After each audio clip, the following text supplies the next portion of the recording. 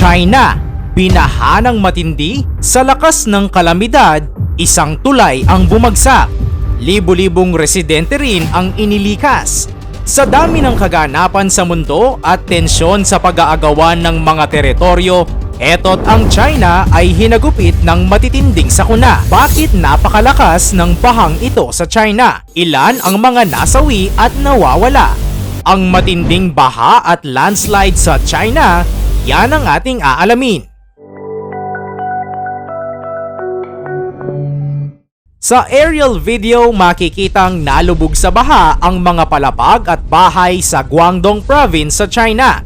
Hindi na halos makalabas ang ibang tao sa kani-kanilang bahay at ang iba naman ay nagbangka na lang para lumikas. Binayo ng malalakas na ulan ang lugar ng ilang mga araw, kaya patuloy ang pagtaas ng tubig.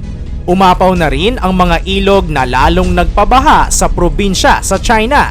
Isang kotse pa nga ang inanod sa Guangning ng isang rumargasang baha.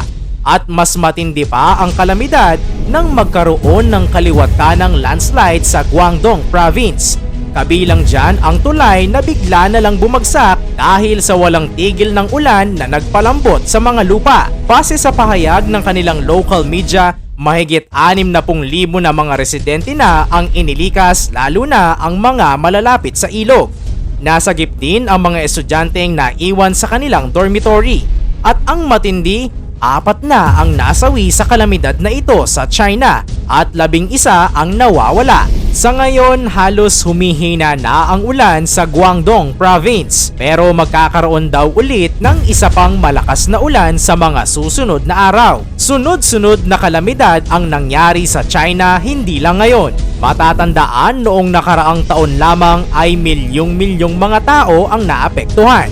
Nasira ang kapaligiran, bumagsak ang mga infrastruktura at bilyong halaga ng pagkalugi sa kanilang ekonomiya. Marami ding nasugatan at ang pinakamasaklap sa lahat ay maraming tao ang nawalan ng buhay. Noong nakaraang taon, buwan ng July at August lamang ay 5 kalamidad ang tumama sa China. Landslide. Xi'an ang lungsod na isa sa may pinakamalaking populasyon sa bahaging kanluran ng China at noon lamang 12 ng Agosto ay nakaranas ito ng landslide na tinatayang nasa 24 ang nasawi. Ayon sa Emergency Management Bureau ng Xi'an City, ang kalamidad ay nagdulot ng pagkawala ng kuryente na nakaapekto sa 900 na kabahayan at nagdulot ng pinsala sa mga kalsada, tulay at iba't ibang infrastruktura. Sinkhole.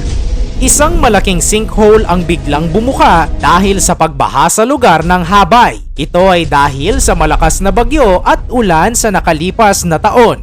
Kaya ang isang basement ng isang high-rise residential building ay gumuho.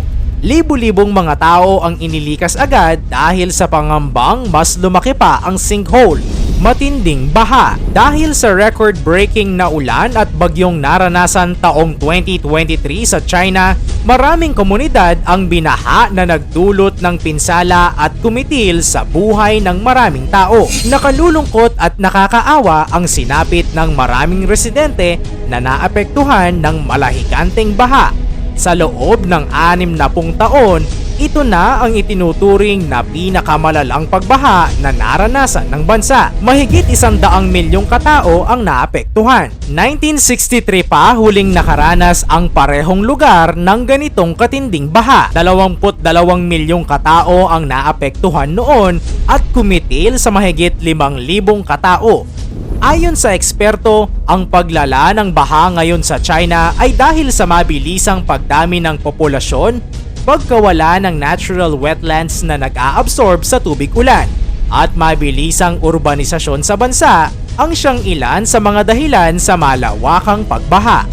Bagyo. Sa loob lamang ng 2 buwan, nakaranas ang China ng 3 bagyo at isa rito ay ang Typhoon Doksuri na isa sa tinaguriang pinakamalakas na bagyo sa taong 2023. Ito ang Super Typhoon Egay na dumaan din sa ating bansa. Naglandfall ang bagyong ito sa China noong July 28, 2023. Nakita naman natin ang lakas at epekto ng bagyong Egay sa ating bansa. Pero mas marahas at mas matinding delubyo ang ginawa nito sa China. At sa lakas ng bagyong ito, bumuhos ang napakaraming ulan at tila nagwawalang hangin na humahagupit. Kaya naman nagdulot ito ng malawakang pagbaha sa capital city ng bansa, ang Beijing at karatig na mga lugar nito. Ang baha ay lagpas tao na. Sa tindi ng kalamidad, 60 katao ang nasawi at maraming bahay at ari-arian ang nawasak. Mahigit 31,000 ang inilikas sa Beijing at mahigit kalahating milyon naman ang inilikas sa parte ng Fujian na siyang isa sa napuruhan ng bagyo. Ang bagyong Doksuri ang isa sa pinakamalakas na bagyong naglandfall sa China na nagwasak ng 60,000 kabahayan, sumira ng 75,000 hektarya ng sakahan, nagpabagsak ng 280 mga tulay, nagpalugi sa ekonomiya at kumitil ng maraming may buhay. Lindol. Hindi pa man nakaka-recover ang China sa dilubyong hatid ng bagyong Doksuri sa silangang bahagi ng China. 23 ang sugatan ng yanigin ng magnitude 5.4 na lindol ang lugar ng Dezhou sa Shandong Province. Ito ang pinakamalakas na lindol na naranasan ng mga residente sa nakalipas na mahigit sa isang dekada. Naramdaman din ito sa Beijing at Tianjin, pati na rin sa Shanghai na may 800 kilometers na layo mula sa epicenter. Halos 126 na mga bahay at gusali ang nag-collapse. Maraming mga tao ang naapektuhan at nasirang mga ari-arian.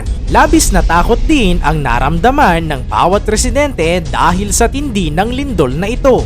Dahil sa sunod-sunod na mga sakuna na naranasan sa iba't ibang bahagi ng mundo, gaya sa Dubai na napakatindi ng baha at ngayon naman sa China, hindi natin maiiwasan na magtanong kung bakit ito nangyayari.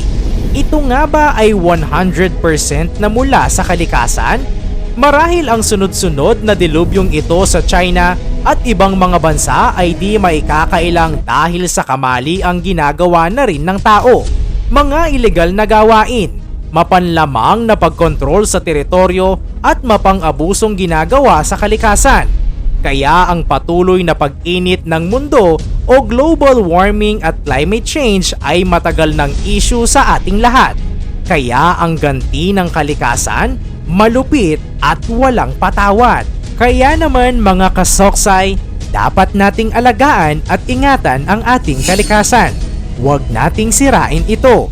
Magtanim ng puno at patuloy na manalangin sa Panginoong Diyos. Ikaw, ano sa tingin mo ang dahilan bakit matitindi ang kalamidad ngayon na nangyayari sa iba't ibang bansa? I-komento mo naman ito sa ibaba. I-like ang ating video at mag-subscribe. Salamat at God bless!